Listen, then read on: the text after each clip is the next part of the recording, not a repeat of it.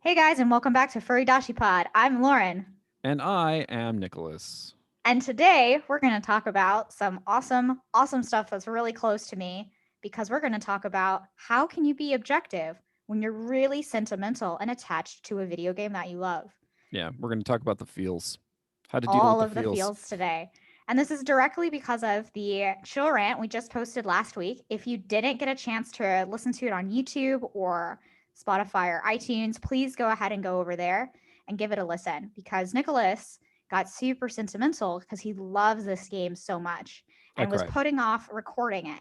Yeah. So, Nicholas, take us away. Why were you putting off recording it? I was putting off recording it because I was too attached. And I have this problem as someone who spends most of his life doing things in sort of like an analytical mode where maybe it's just a hang up of mine, but I do seriously believe that it's much harder to be sort of like critical and analytical about something if you have some sort of emotional attachment to it.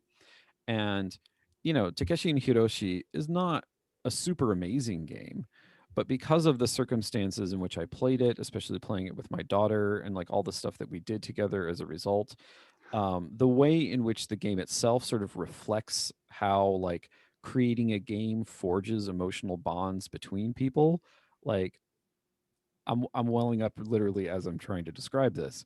And so it's much harder for me to then approach it and say like, okay, what is this game doing? Like how do we like what is useful about it for someone who doesn't have that kind of emotional attachment?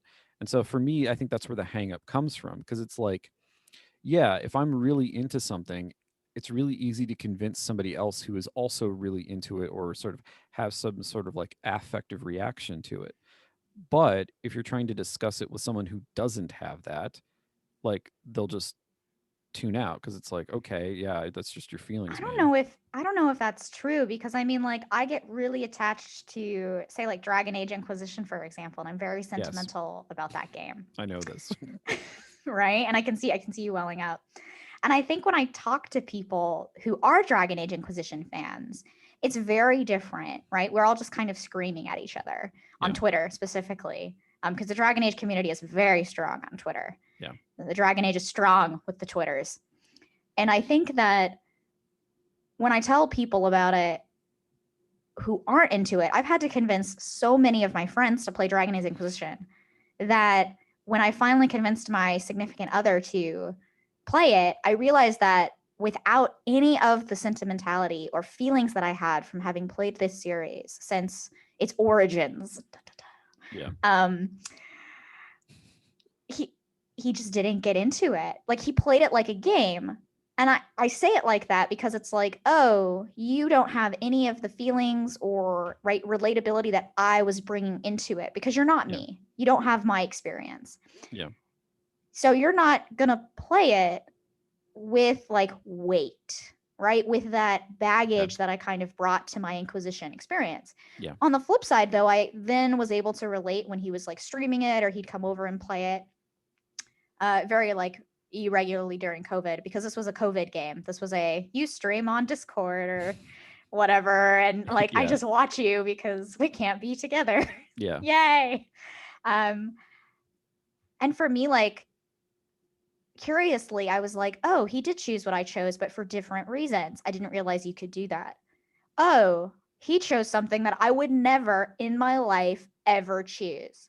But because he didn't have any of the baggage, so he didn't realize that the weight of his choice was really, really heavy. yeah, And then, of course, in like a very fantastic moment, I'm not going to spoil, he felt all of the same pain that I felt when something very key happens. yeah, Because regardless of if you brought that into it, you didn't have it. So I like you would always have yeah, that experience. Like it was just so well designed that even if you didn't have this past history. So I've been looking forward to playing Takeshi and Hiroshi, and I personally just haven't been because to play a new game knowing that your friend has played it yeah, takes I kind of now have that filter. I have that okay, I need to really give my time and dedicated energy to the game, not yeah. just like throw it on, right? So I mean, this in many ways, this is analogous to the conflict, not the conflict, but sort of the argument that you and I had with each other about like Life is Strange, where you were just like, eh, and I thought it was one of the like most emotionally arresting games like in existence. And I can't necessarily. I mean, in the case of Takeshi and Hiroshi, I can explain why, because it has all of these like connections to, real life relationships that I have. I'm also I don't just have like a close relationship with my daughter. I also have a fraught relationship with her because I'm very protective of her. For God damn, I I'm mean, you're a literally dad, well, right? no, it's Like, it's more than that. It's like it's not just being a I'm dad. more than a dad. No, I'm no, the no, no, no, no. ultra dad. No, I'm not an No, ultra I dad. I No, know, I get it. I get it. it's more that like because of the difficulties she has had and sort of like the fights that I've had to get into on her behalf, I'm literally welling up right now. It's like it's hard for me to like anything that then taps into that like emotional connection. It doesn't even necessarily have to do it perfectly. It just it can do it like just sort of all it has to do is just scratch it, and like I turn into a blubbery little baby. I mean, a good example of this is like there's this one episode of the show Fringe, which I don't think is a particularly great show, but because of the like content of the episode and the way in which it deals with sort of like problematic relationships between this one character Astrid and this like alternate universe version of Astrid and her father, like it's just it just scratches it, and then the second it scratches that sort of connection, like I can't be sort of like, I guess you could say, intellectually responsible responsible about describing it, because as you said, there's a weight there. There's sort of like there's this like almost like a sort of Damocles that's sort of hanging over you the entire time. But do you feel that, like, the Damocles that's hanging over you, is it impossible to separate yourself from that? Or, in another way of, like, in another phrase or in another vein, what's wrong with bringing that emotional, like, side of it, because it's a video game, right? It's an Yeah. interactive experience. What's wrong with bringing that emotional side to, right, an objective argument playing field? Like, don't Hmm. think of this as an academic, right? Yeah, yeah. Think of Well, it as like an actual, you're just sitting on the floor at a convention. That's never going to happen again.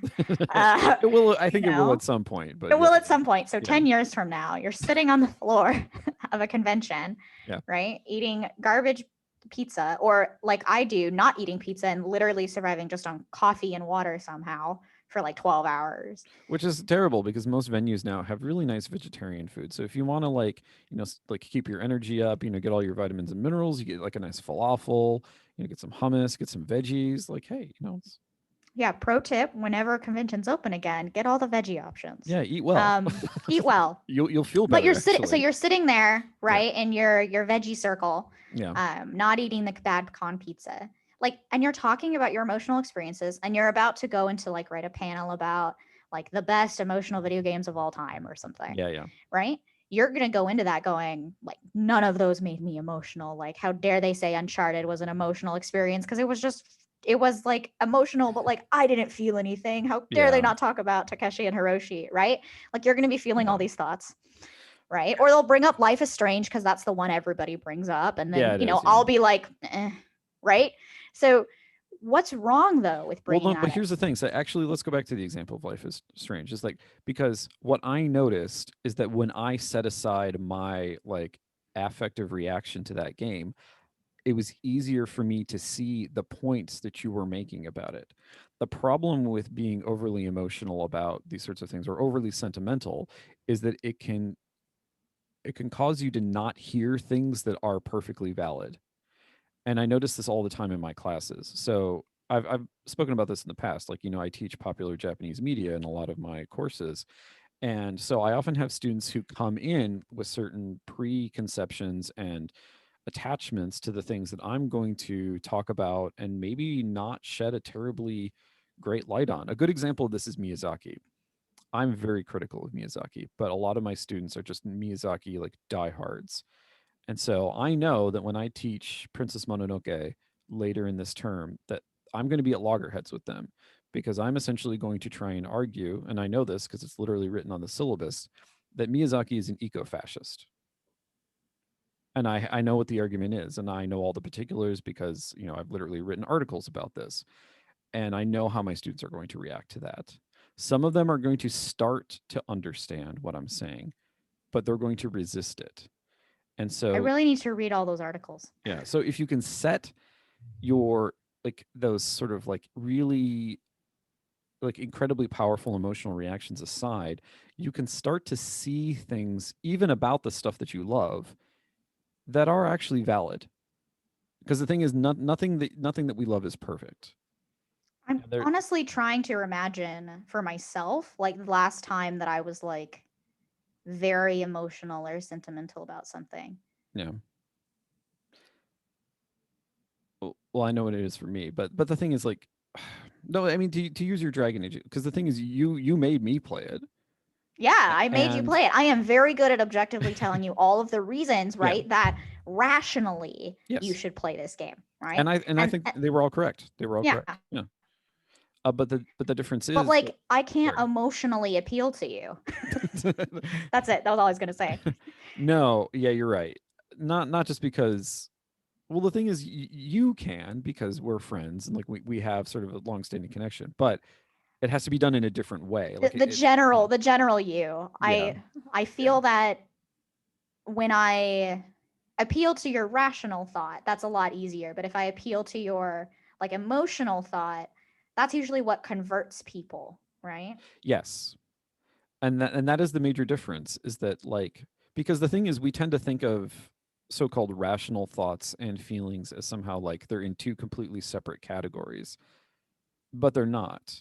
People, I mean, and you see this in conspiracy theories all the time. Like, people construct really elaborate, really convoluted, really sort of like well reasoned, even if kind of silly, like structures for things that happen in society, because it has a certain like affective quality for them. It has a sort of connection to their life experiences and the way they feel about certain issues.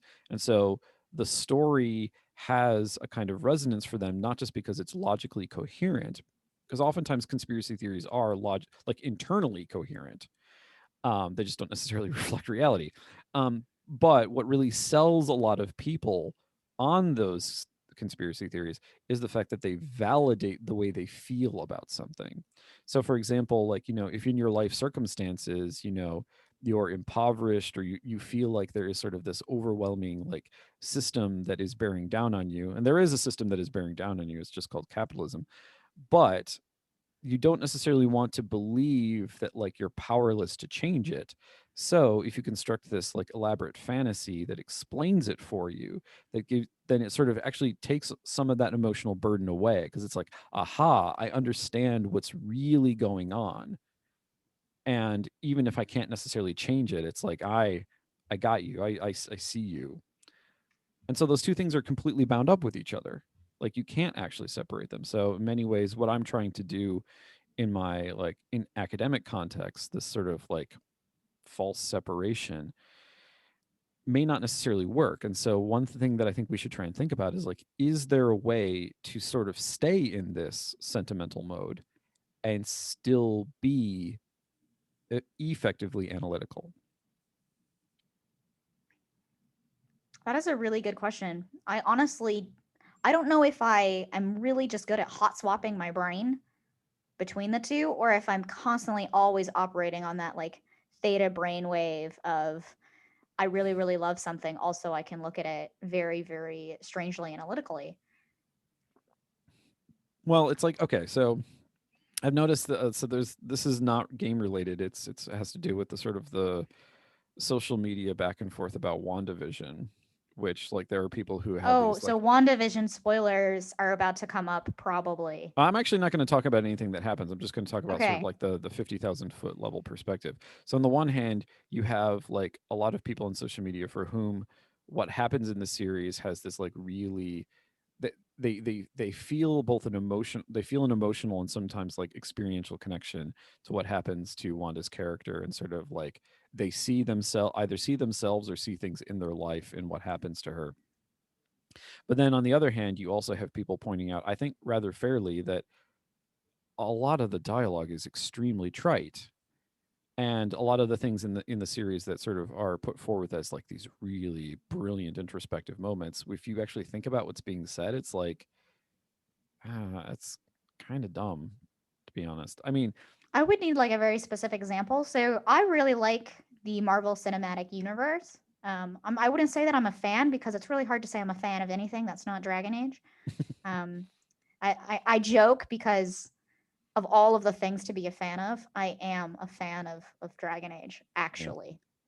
But I struggle with my own fan identity, so that's a totally different topic. Yeah. But I will say that I really do like the Marvel Cinematic Universe, and I loved WandaVision because some of the dialogue was really, really well laid out. But it was honestly a treaty in saying that the things that people say don't necessarily all have to be the most amazing, well written things Yeah. because that's Yeah. not how people talk. No. And sometimes when you have these traumatic experiences in your life, the things that you say don't matter. It's getting Yeah. over the trauma, or in other cases, it's just trying to get through it. Right? It's the journey through it. So Yeah. I really liked WandaVision because of the logic battle.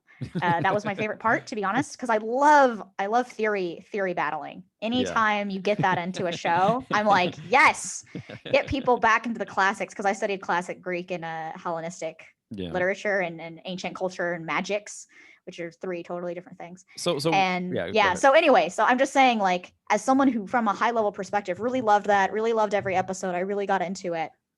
Versus, I'm not sure how much I'm going to get into Falcon and the Winter Soldier, right? I Yeah. feel like that's going to be a lot more actiony and how am I going to protect the ones I love kind of thing. Yeah. Which Well, to take this doesn't. back into the like the video game world, one of the things that I've noticed is that, so, if you look at what are some of the most popular or at least best-selling games of all time, a lot of them are these like militaria focused like first-person shooters, which is a type of game that I don't enjoy I would say at those, all. for successful, I would say those are the ones that have a mass appeal, Yeah. right? That combine fun, quick shooting mechanics, right? With instant reaction, high adrenaline rushes, right? High impact action sequences, and a sense of progression and completion. See, that's the thing, is that I don't think I understand what you're saying, and I do actually agree, but I think there actually is something else. I think I'm actually, sure there is an emotional connection actually. I'm just saying from an yeah, analytical perspective, let me say these things so that yeah, we can have them in the air so that our listeners can understand that if you are an analytical, I don't want to say rational thinker out there, but if you are an analytical, rational thinker, when we talk about a franchise like Call of Duty, there are objective qualities of the Call of Duty series absolutely, that yeah, make it a international phenomenon. yeah. Now, let's go into the sentimental, and I can't talk about Call of Duty, but I can talk about Battlefield. Well, the thing is, okay, so for me, it doesn't necessarily even matter like which of them you're talking about. Like if you're talking about Rainbow Six or if you're talking about Splinter Cell, like it really doesn't matter, because ultimately, for me, what the game is projecting is something that is common to a lot of, even like, just all forms of popular media, especially for like an adolescent male audience, which is this idea of sort of like the power fantasy. Because it's not just, see, because the thing is, like, the smoothness of the mechanics and the ability to sort of like, and it's true in a game like Quake as well, where there really isn't sort of that ideological like US military underpinning to it. It is sort of more, it's more pure in the sense of being a first I would person put shooter. Quake differently than what we see for modern titles. Quake was a title that was released what in the 1980s, No, late late 90s, and 90s. then the most of That's the, true. I did play Quake, so I will say that, like, but I played some old games as well, and my brain is fuzzy because I played them beyond or before an age I should have. well, or the Unreal games or Halo, or I mean So things like Halo. Okay, so keep talking. I apologize for interrupting you. Please get your point yeah. across. So in each of these games, you are this, well, okay, so you are almost this like blank figure. And the reason why I've been thinking a lot about this, and Lauren knows this, is because I've been working on a very, very long essay, nearly book length essay, about sort of the origins of the first person shooter and what the perspective entails. And for me, because the figure that you inhabit is a conceptual blank, even when there is a literal character, even when you have like Master Chief in the Halo series, like the fact that is essentially like, even though there is ostensibly a human being in there somewhere, it is a robot. You are functionally a robot. Mm-hmm. You are a sort of human blank. Mm-hmm. And the way the game plays is you are also a human blank, because your entry into the story through the game mechanics, in other words, the way in which like the game and sort of like the entire like ring structure of the Halo thing and the way you sort of discover what the Covenant is, like you don't have an ideology, like there's nothing there. You learn what all this stuff is as you play the game. Unlike in real life, where if you join the military, prior to joining the military, you have been indoctrinated by your education for, upwards of 12 years, more than 12 years, or just the experiences of living in a particular country or absorbing like media that, gives you certain ideas of what patriotism means and how you're supposed to behave. Like that is all there before you enter into that moment.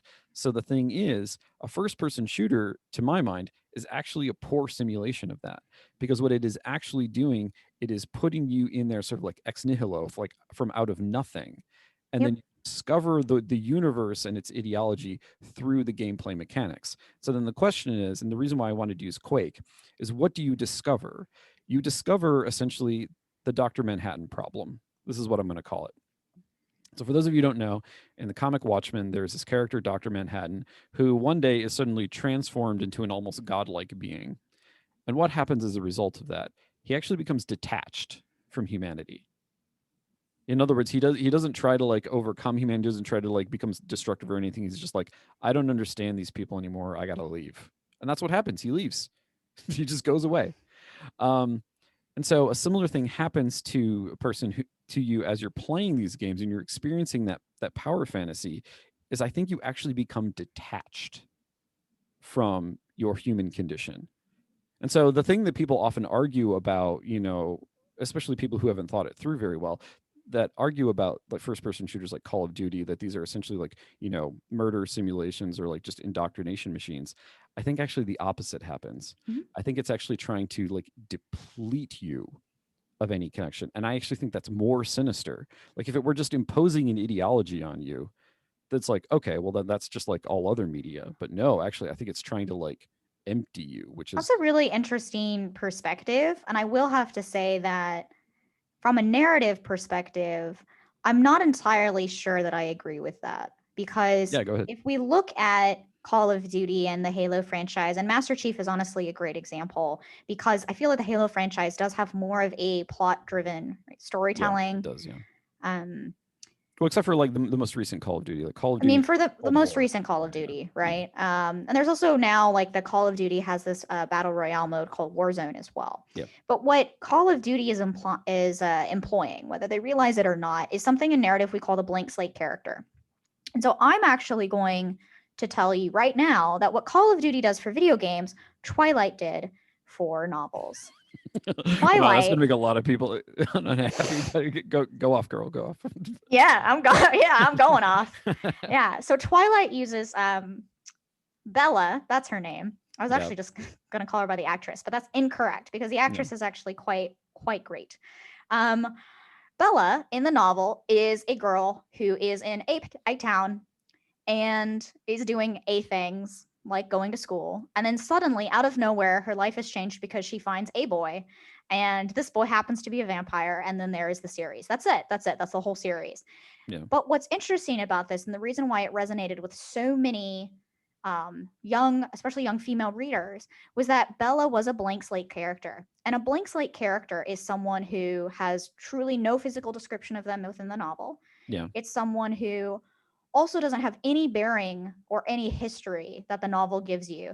And also, the characters say like they don't care about their history. They have a very weak backstory. They usually are missing a parent, yeah, and they're very antithesis of everything that is going on to them. And yeah, third, and most importantly, about a blank slate character is that it is meant to force the reader into that person's, like, I don't want to say perspective because the perspective doesn't exist. It's meant to self-insert the reader, right? yeah, That's what's really, really important right here is this third point, is the self-insertion. Video games, when doing the blank slate character, like in Call of Duty, Quake, truly any first-person shooter, is that the blank slate character is you. yeah, This means that in Twilight, and just like in Valorant, so I can get everybody really angry at me, or more like Apex, Just like in Yeah. Apex Legends, when you're playing that battle royale game, you are that character, which is why you truly identify when they start saying things, or you really get that first kill, or you become the kill leader and your banner is up there. You're like, yeah, that character is me because I'm the blank slate character. That's also why you'll see narrative really fall down in all of these titles. And by narrative, I mean more of the character driven, say, hero centric storyline. Yeah. It's also why titles like Overwatch have a strong hero narrative, but people wish that they had the story in the game. But the game's mechanics, the first person shooter mechanic, that first person shooters have used blank slate characters for a long history, except for maybe Deus Ex, which is, Yeah. but in a nut, like, and if you're on YouTube, you can see you can kind of tell on the podcast that I'm hesitating there a little bit. But this blank slate character is incredibly important because now in the modern age where we are watching these YouTube videos, and if you've watched the Battlefield 1 trailer, that really emphasizes the humanity of the destruction. That is the empathy. There's an amazing line in there that says something about how, like, behind every gun sight is a human, right? And it's the same as Fallout's war never changes, right? That's that line that sticks with you. So while you self-insert into the game, they want you to bring in their marketing. They want you to be a fan because they want you to bring that in. Versus someone like me who, say, never watches any of the Call of Duty trailers or never watches the Battlefield trailers, right? Their marketing has not indoctrinated me to bring in the right war never changes. But what's interesting is that a lot of these games, while they have no, say, traditional storytelling methods, when you start the game, there's that cutscene. Yeah. War never changes. Whether it's a nuke, right? Or not a nuke, whether you're throwing grenades. And then that's also why when you have something that's so bizarre, like a female character on the battlefield, you get really emotional and kind of sentimental about it because now you're playing something where you were supposed to be self-inserting. Yeah. And the game is now telling you it's not you anymore because it's not about you. And that is completely and directly opposed to what the game is about.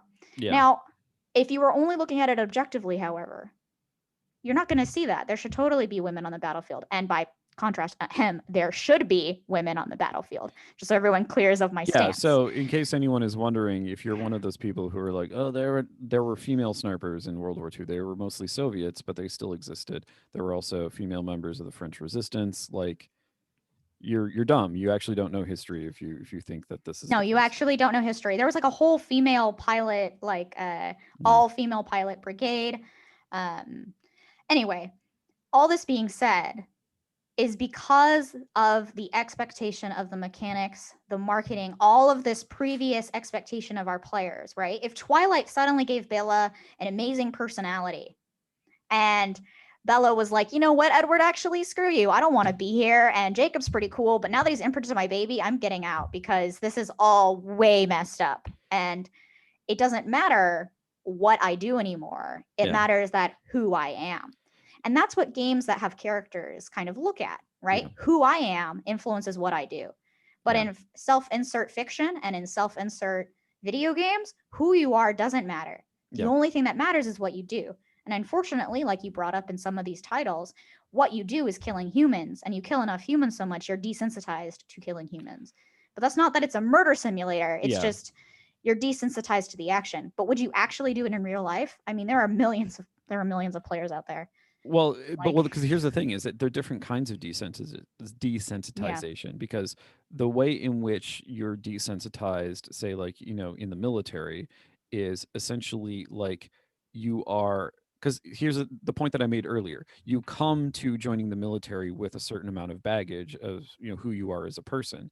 So there's this concept that you often see, especially amongst drill instructors, that they first have to they tear you down and then build you back up. So they have to first deplete you. They have to sort of remove all of those aspects of your humanity that, would be an inconvenience in a war zone, and then replace them with a new humanity that is much better suited to whatever it is the military wants you to do. And yet, even despite that, there's actually fairly good evidence to suggest that, like, when someone is sort of firing, on a range, they are far more accurate than when they're firing, at other people.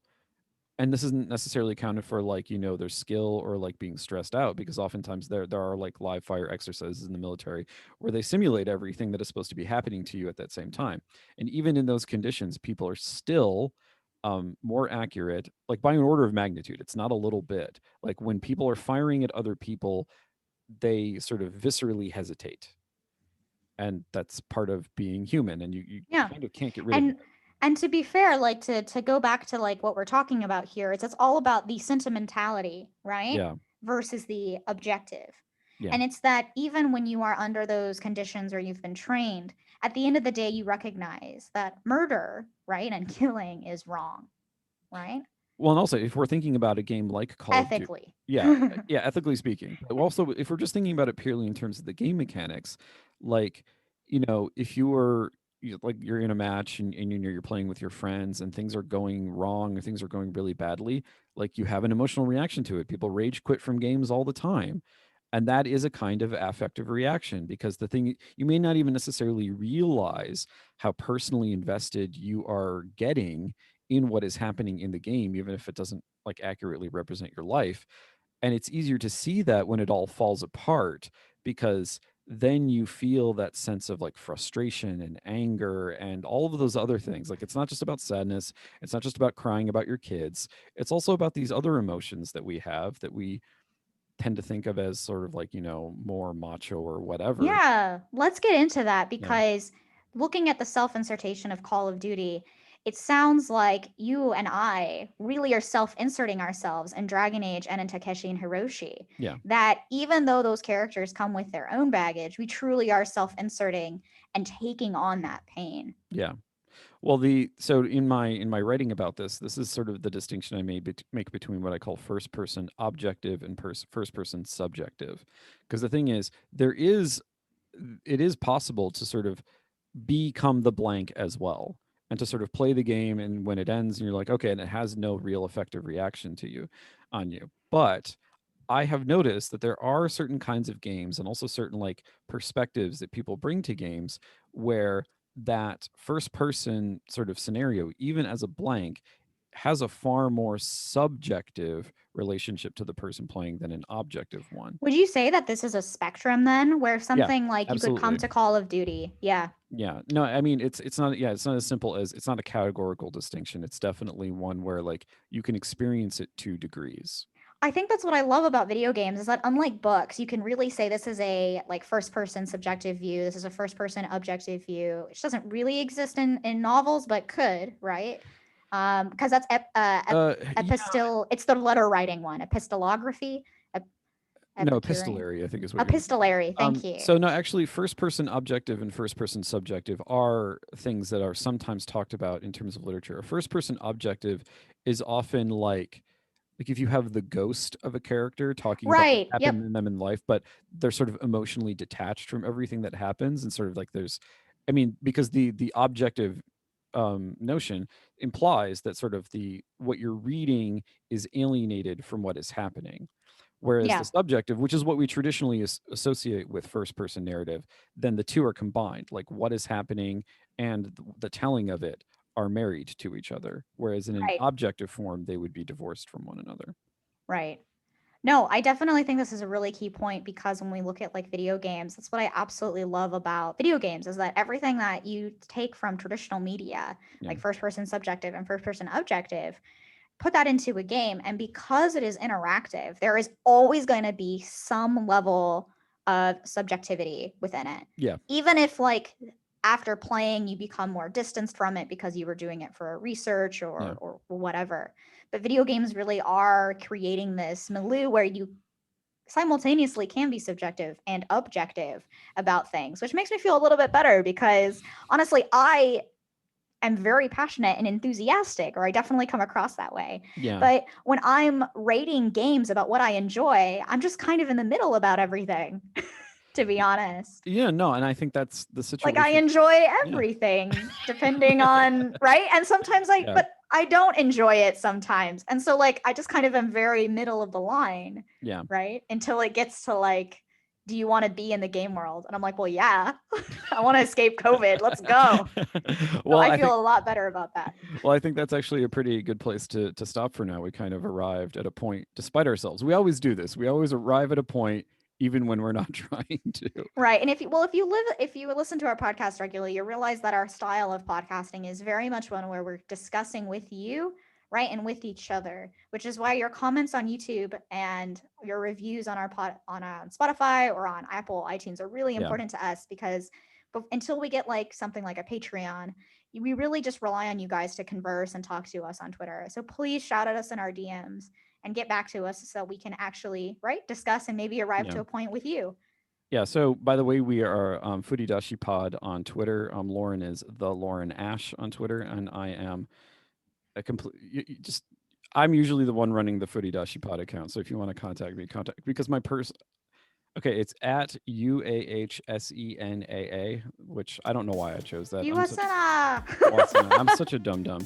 Anyway, that's all for this week, guys. We will be back shortly, but you will be back in a week. But until then, stay safe, stay healthy, and feel things. Feel things.